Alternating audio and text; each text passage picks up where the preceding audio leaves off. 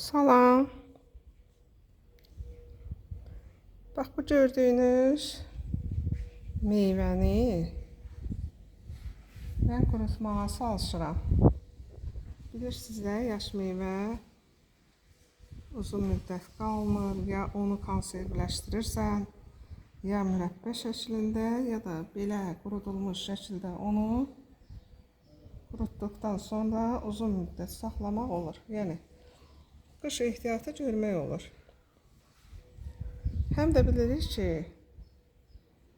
meyvələrin tərkibində karbohidrat adlanan üzvü maddə üstünlük təşkil eləyir. Bax bu gördüyünüz meyvəni, bu cavalıdır da, mən bunu indi quruduram. Bunu qurudanda bunun tərkibində olan karbohidrat müəyyən qədər itəcək. Yəni yaş kütlədə olan karbohidrat öz miqdarını azaldacaq. Və onu da bilirik ki, biologiya öyrənənlər bilir də, hamısı yəqin ki, 1 qram karbohidrat 17,6 kilojul enerji verir. Əgər bunu biliriksə, necə tapa bilərik?